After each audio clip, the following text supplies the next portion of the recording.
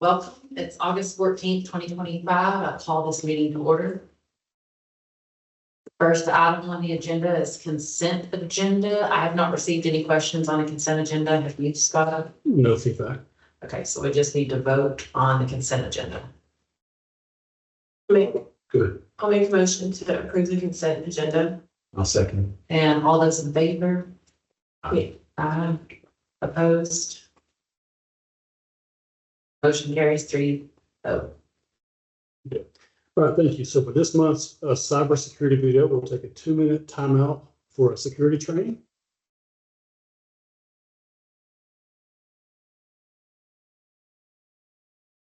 All right, Julie, we'll let you introduce yourself and we'll start whenever you're ready. If you don't mind, you can sit your seat. Yeah. Just you got lines up to out of your way. And I would be a little awkward. Very nice. All right. Hello, I'm glad to be here today with you. Again, my name is Julie Desmoni. I'm your audit partner for Moss Adams / Baker Tilly. I want to start a little bit. You'll probably notice same face this way, different colors that way. But we completed the down arrow, right? Perfect. I want to talk a little bit about the merger, just give the board an update of what happened and why it's under a new brand name and what the realities of the audit are under the new brand.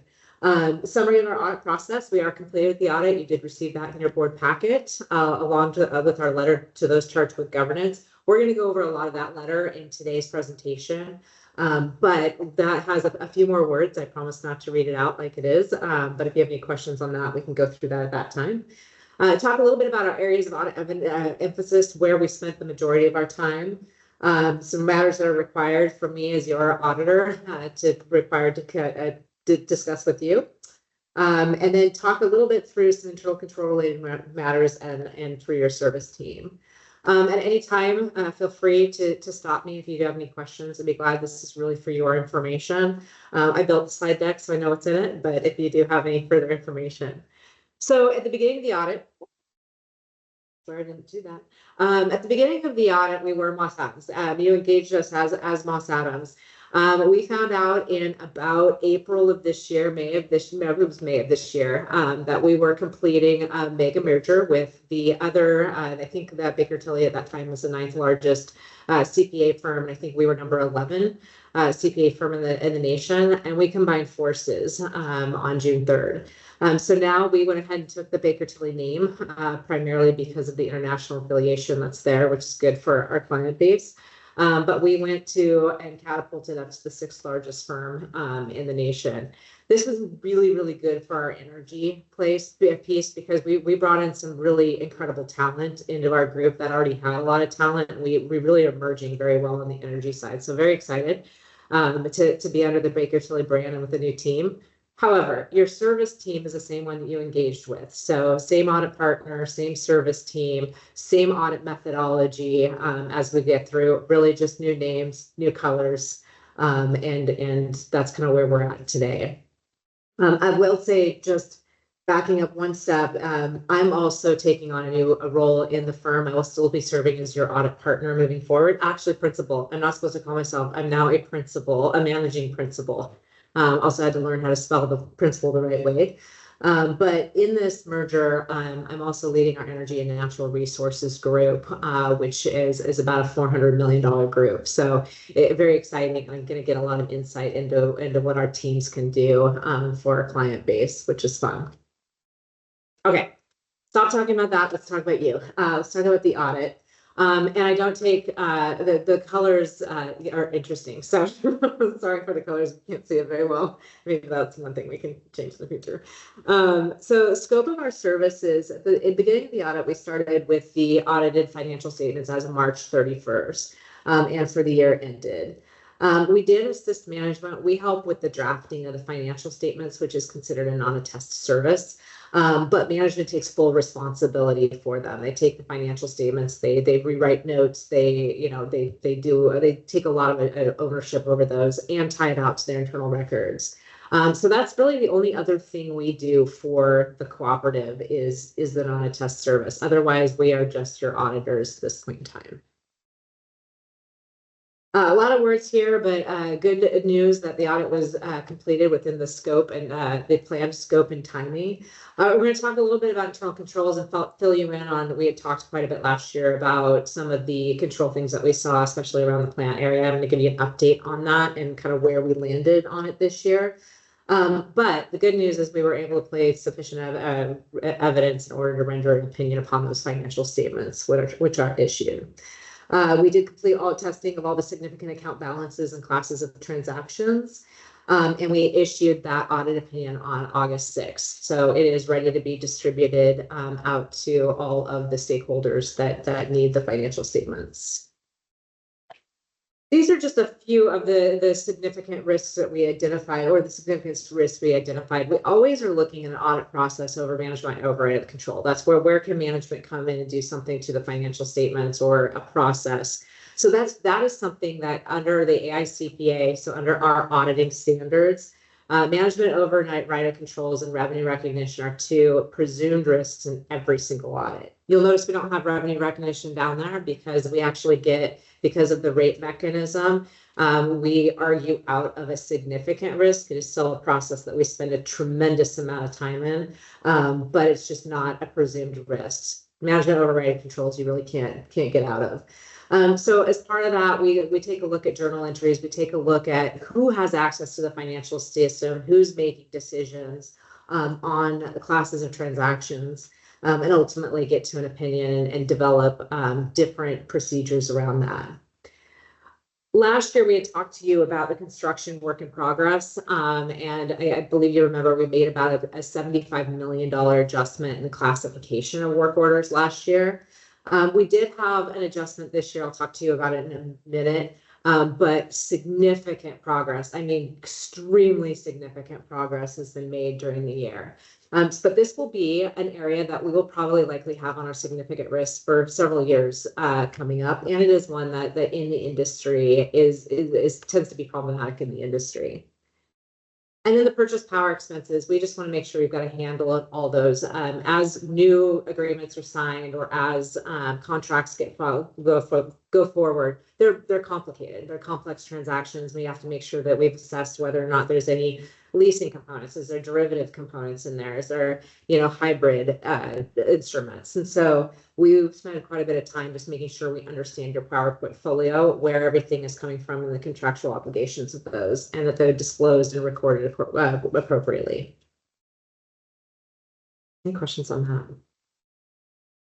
Now, that's not to mean that we don't look at things like debt and cash, and we look at every section. Those are just our presumed our high risks. Part of the what's important for the board to know as well is what our significant accounting practices is. So we take a look at all of your reviews and make sure that they're in line with industry standards, and we make sure consistency applied. Now, sometimes you can have a change in standards or a change in your application, your accounting policies. We need to let you know, because that means that the numbers might not be apples to apples to the prior year. We did not have any changes this year. Your significant accounting practices that you used last year are very consistent with the ones this year that you did. We didn't have any significant new accounting standards, thank goodness. So none of that this year. And there were really no significant changes to operations that would alter that. I think the only one, and I believe this was altered last year, was when the board passed on the contributions made to construction, the new policy on what that's going to look like. That definitely was reflected in the prior year financial statements and current year. We didn't note any unusual transactions. We need to let you know if we see anything outside of industry standards that were signed and in fact in the current year. I do know what's on the agenda and the contributions in aid and developer. We've talked and as those became known, talked about those. But this really gets to, did you sign anything this year that we know of that would be kind of outside of industry standard? We don't expect to see any, and we didn't have any. We know about the sales of the properties too, and how it's working with the banks and getting that right on the line of credits. And we noted that in the financial statements in the subsequent events. I think one of the two were noted. The second transaction hadn't been closed yet. Significant difficulties. We need to let you know if we had any major hurdles. But last year, Your team is amazing. The accounting team and what we asked for, I think, is we talked last year when we started doing our work order. We had a sample of maybe 25 to 30. And then we started finding some issues with classification of work orders, and that sample turned overnight into hundreds. And the team jumped right on it for us last year. It took us a while to get through that. We found a few smaller issues this year, and once again, whenever anything was found, team worked night and day to jump on it to make sure we're here with you today. So when we talk about significant difficulties, we're not talking every audit has its difficulties going through. We're going through too much information not to have some. This is getting to handcuffing. Do we ever feel like we've been held hostage? We can't get access to information. We can't get access to people. And that is absolutely not the issue. We had a significant involvement of the entire team the whole way through the audit process.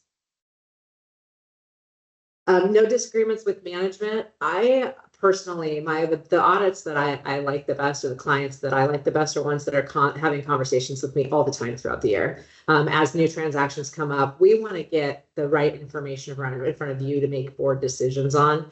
And so if there's any question as to how would we account for this, what would it look like, we want to have clients that are going to reach out right away, so that we can say, oh, no, I've seen it a different way. Or if there's, like we were talking this morning, oh, it wasn't you, never mind. Just joking. We weren't talking this morning. We were talking with your vice president of operations about how much experience we have with data centers, because data centers seem to be the new big thing in the industry. And that was the one thing I left them with. I'm like, if you guys launch a data center that's coming in, call me. I will connect you with everybody, their mother, their brother, and their sister, to make sure that you have the information you need as you're moving into this new venue. This gets to really, I'm pleased to say that we really didn't have any significant disagreements, because management calls us in on things along the way, and we have all those conversations in an iterative process. There were no circumstances that affected the content. What this gets to is we have a clean opinion upon your financial statements, what's called an unmodified opinion. There are times that we modify that opinion from time to time. I will say the one thing that is probably closer than I've had on other co-ops is we do a pretty significant assessment of what's called going concern. Is the cooperative able to operate for the next 12 months? We look at that with all of our co-ops and all of our utility entities. Sometimes it's just a quick blink because we know there's no problems. Out here, we do a lot more work with what has been going on with the debt agreements and where we're at, management plans, and what is that, an assessment. So it's a much more significant assessment. But with all the management plans, how the board, the selling of the property, some of the other, the reduction of the operating expenses, all those are looking in the right favor, which is why we didn't modify it. Like, we didn't put a modification in the opinion. So I know that's been a question from time to time, and I want to just clear that up. We don't think that it's to the level of needing a going concern opinion within your financial statements today, but that's a lot due to all the back work that's being done currently in getting it to a healthy spot. We will say that, you do have a significant amount of debt. That is something that is there and needs to be dealt with. It also can't be dealt with in a nanosecond.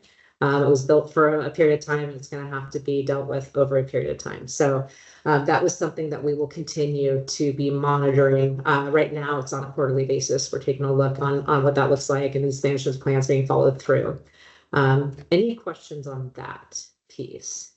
Or I feel like I'm talking really fast. And there's this owl right there. So, okay.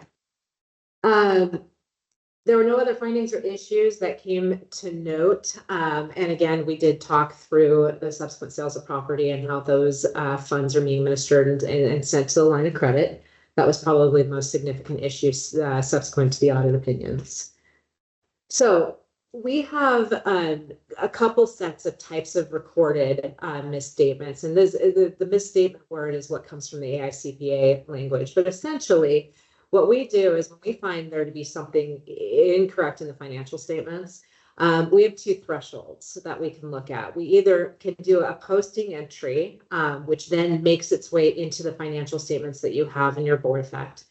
Or we can accumulate some that we feel that just they're trivial, they're not significant enough that we put into an unposted threshold.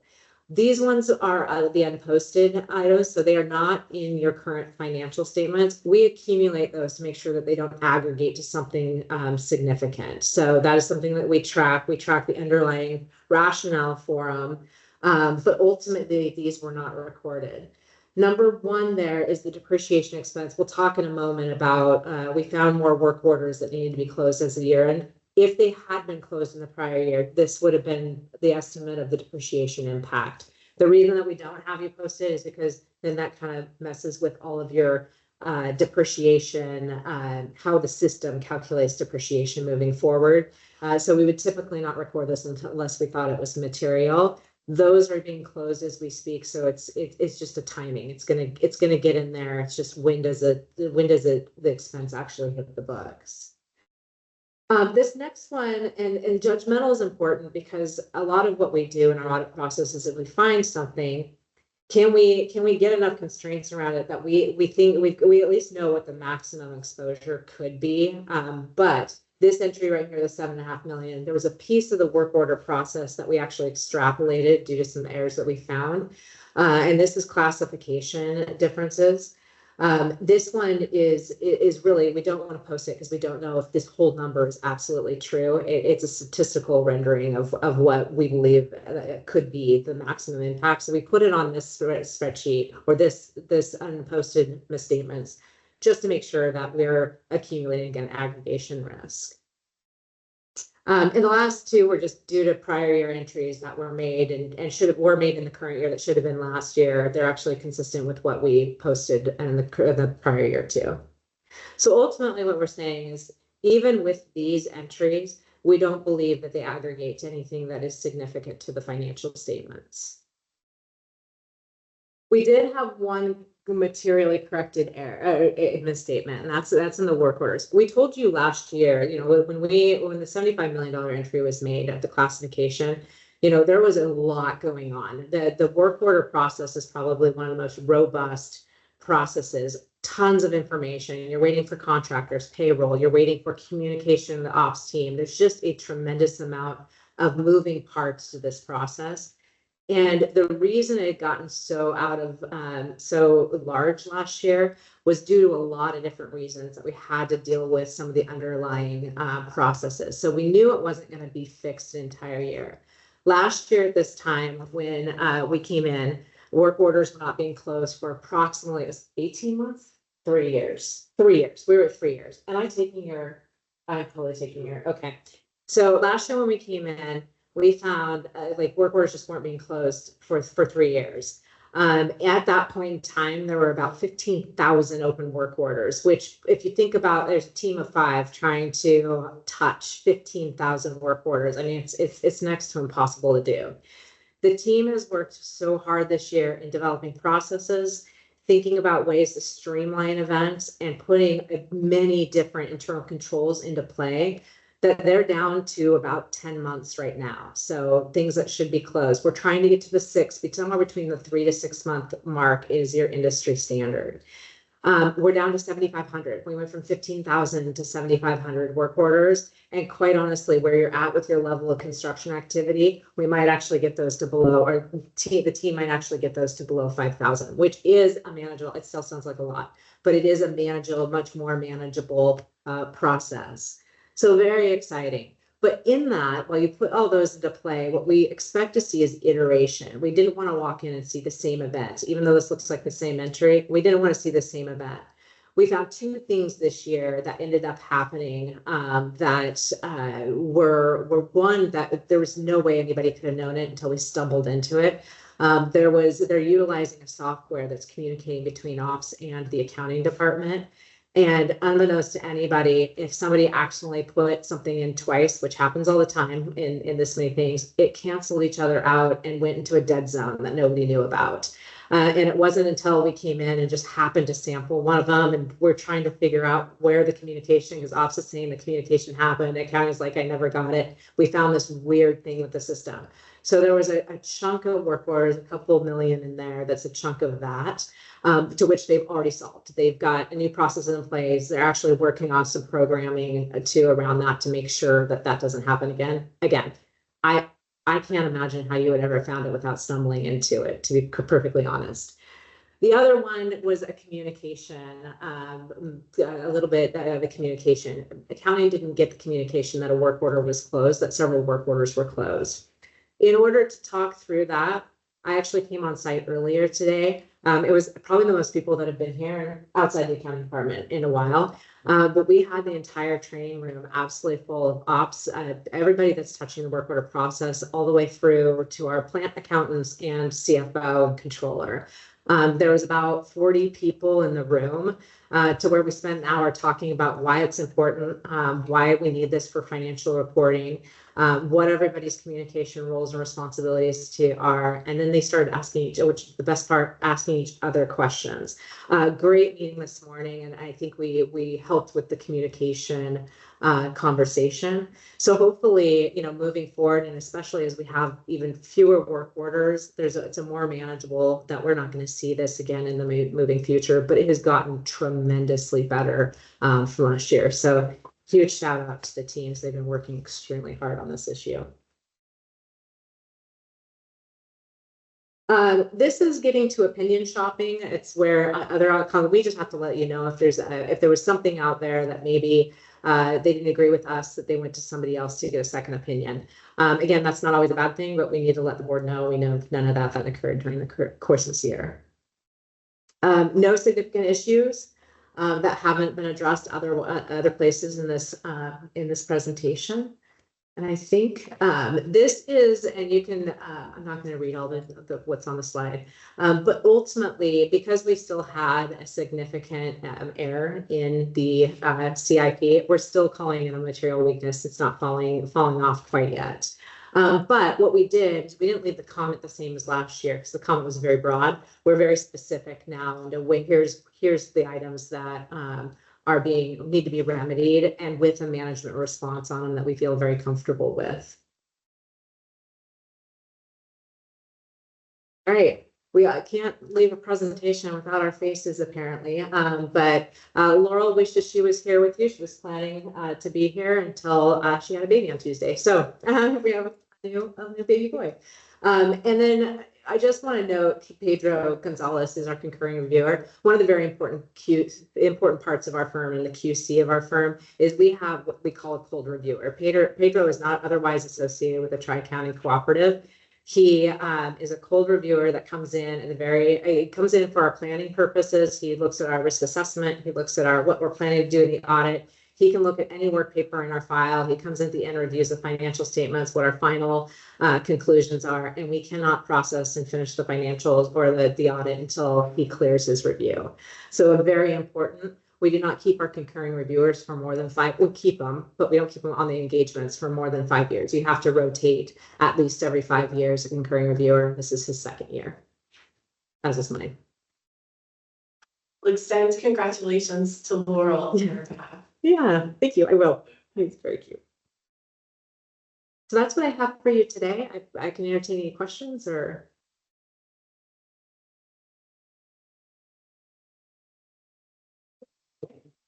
Your permission. I was gonna say it's very thorough, so I don't have any questions. I enjoyed reading it on. All right, so we just spent the last few minutes looking at a year's worth of financial history through the eyes of the auditor, and you just heard a representation of progress.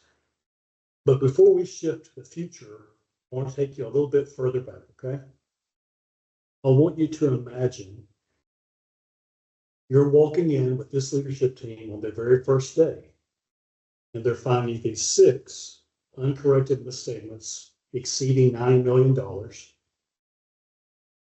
They're learning about $100 million additional long-term debt just to get through the year, 1/3 of which is already gone. They're learning about a $200 million line of credit that previously wasn't understood or known. They're learning about a wholesale power supply agreement that's very risky to the members as far as exposing them to wholesale ERCOT market pricing. They're learning about $300 million of debt due to subsidies that had an impact on the balance sheet. And as they're learning things like this and many others like them, Unfortunately, they're coming to light at warp speed every week for several months. And unfortunately, none of them were new. They've been existing for several years. And that's where this leadership team began. That was their starting point. But on April 29th last year, I told the board two things. I made two promises. One, we'd clean it up, and two, we would communicate. And we've done just that. I've communicated a lot to the board every month, but we've also been very accountable to the membership and communicating to them where we are, what we're doing, and the initial results in our monthly newsletters and in other forums. A large part of which was released earlier this year, in April, in our annual report, where we highlighted a lot of milestones, a lot of progress. And even since then, this week, we put out a mid-year update of what's happened since March 31st, these financial statements to now, to look forward to the second half of the year. So we put a lot of information out there. But as a result of that promise to the board on April 29th of last year, the team went to work. We mapped out a plan and we started communicating. We communicated with lenders, with vendors, the auditor, the rating agency. Everybody needed this information. We showed them step by step what we were doing. And over the course of the year, this team accomplished things that had never before been done at Tri-County Electric. We're really proud of the results they've achieved in the interim. It is going to take many years, but what they've done along the way is very remarkable, and we're proud of that. We're proud of the progress they've made. So let's take that context and fast forward to today, because we are excited about the path we're on. As you can see, we went from $91 million of uncorrected misstatements down to $8 million, 6 items to 1. And the final resolution of this one, we talked about last summer. Last summer, we gave you a plan for 3 years to get that down to industry standard. Work orders weren't being closed for up to 3 years. We're a year ahead of schedule. It's not good enough. It's better than it was, but they're a year ahead of schedule. I'm not just saying a year later we'll make progress. I'm saying of that 3-year plan, it's going to end up being a 2-year plan. And I do believe by this time next year, we'll have it down to 6 months. We're inside of 6 months. I really believe in this team and what they're accomplishing there. It's going to be a lot of good things there. But here's the payoff. It's not just this. It's not just cleaning up financial statements. It's not cleaning up any historic issues alone. This is more about this team building the future we want our members to have. This is about this team building a cooperative, building experience we want the members to have for many years to come. In year number 1, they not only stopped the financial bleeding, but they also made progress financially. Even with one hand tied behind their back, they didn't stop the bleeding. They made financial progress and ended that fiscal year with less debt than we began. This is more proof that when we say we'll deliver, we deliver. Usually ahead of schedule, and usually more than we promise. And that type of performance is exactly what the members deserve. It is exactly what they can count on. So we're proud of the steps so far. We know we've got a long way to go, but we're showing milestones every month. We're proud of what the team's accomplished. And I do believe we'll get to 6 months by this time next year. So excited about that. Appreciate the work you and the team have done on the audit to give us the most favorable rating possible. I don't think that's any small task, considering what they were working through and the volume of that, particularly with the growth in this area. So very proud of the team. I have full confidence we'll make it by next year. Questions on that topic? Any comments? They've done a lot of work.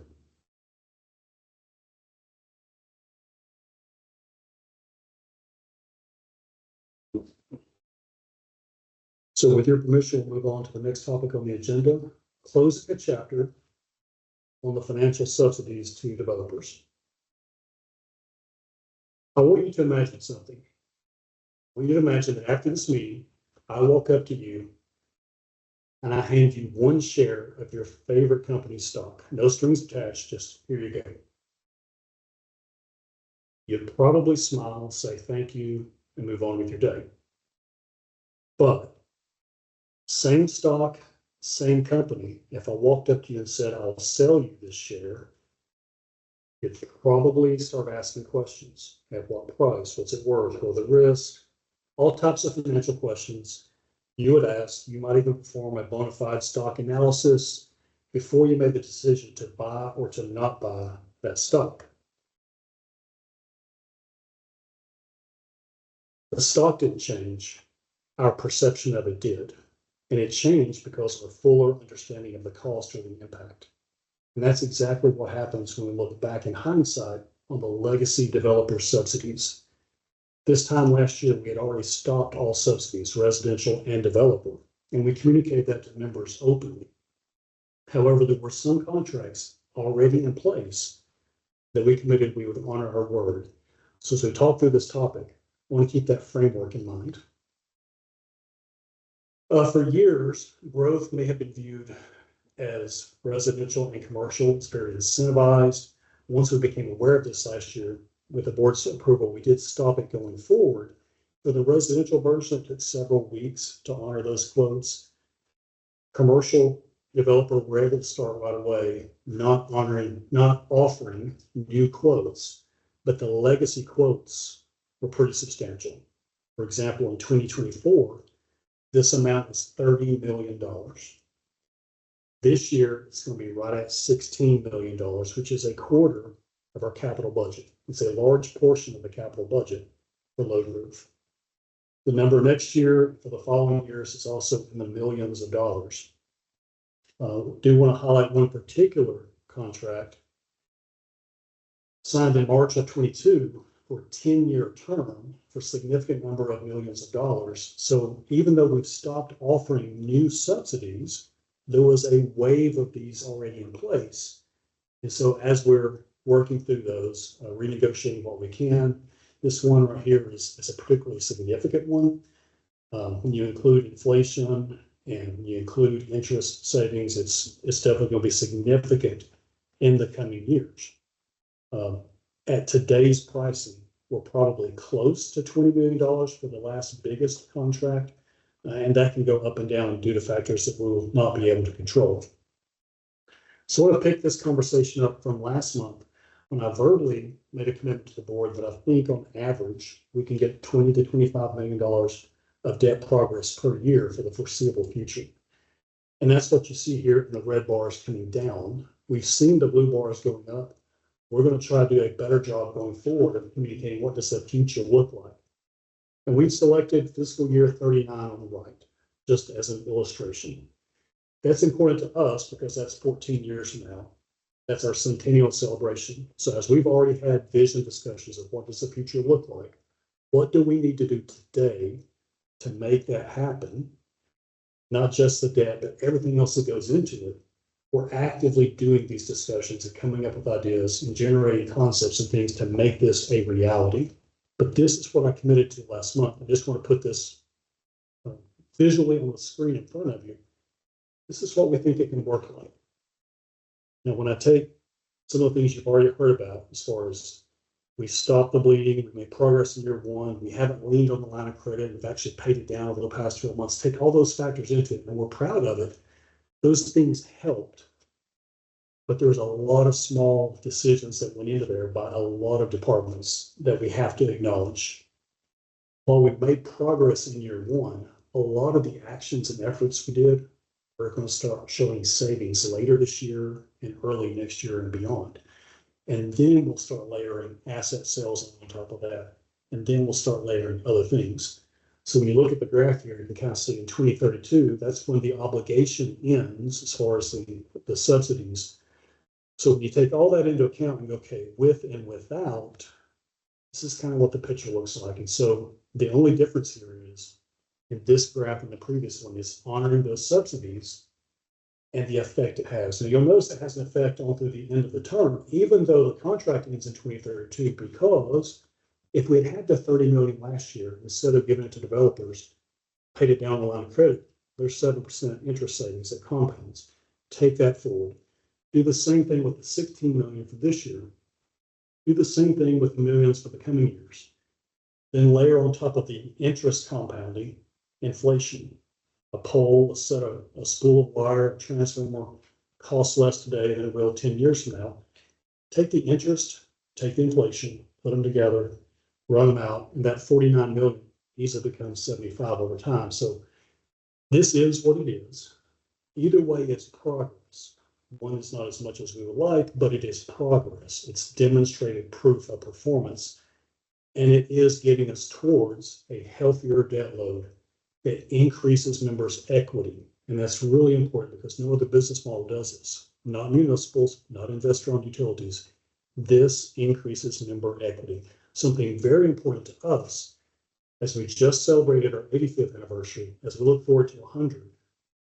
This generation of leadership wants to lead it better than we found it and give the members even more equity by doing all these things every day. So we understand our mission, we understand our goals, and this is what the path forward looks like to honor our road. So we are where we are. The past is the past. To move forward, we've got to fund those developer agreements. And as you know, there's only two sources of that, rates or debt. Technically, either are academically appropriate to discuss, but we're going to strongly recommend using debt or paying down debt less for our recommendation. A specific rate rider could be in effect through 2032, where that money only goes to these developer deals. It would expire in 2032. That is an option. And not paying down debt as much or leaning on the line of credit a little bit and paying it off as we go. The difference in the red and the blue bars is the other option. We recommend the other option for a variety of reasons. We don't control the speed at which the developers go. We don't control interest rates. We don't control how fast people are moving to North Texas. There's a lot of factors in there that we can't control and can't predict. So our recommendation is to lean on the second part of that recommendation and use debt or paying debt down a little bit less fast. So I began this discussion by asking you to think about a stock, the difference between giving it to you and buying it, just the very different reactions. I understand, looking back in hindsight, my own decisions yesterday, I get it. I think we've all been there. But when you look back at the stock of the historic growth concept, on the surface, it may have seemed generous, it may have seemed other ways, but when you look at it in hindsight now, we can kind of see the cost and the impacts, and it brings us to a different point to make sure going forward, every decision we make, capital investments, reflect our values that we want to give the membership to build that equity for the coming generation. I think that's what we're about. We're communicating that clearly. And this is the point where I think we can agree that members deserve our best. And I think this is our best path forward to have the least impact on them as possible. So with that in mind, we'd entertain whatever your vote is or answer any questions you may have.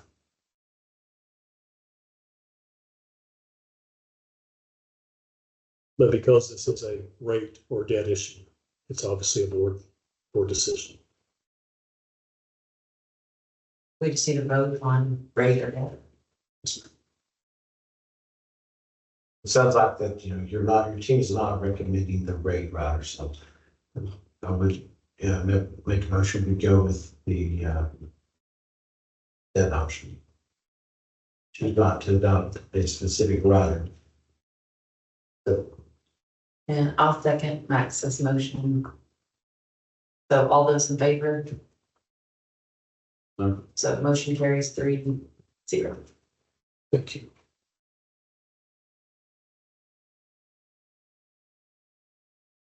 You want to close this out? That's it.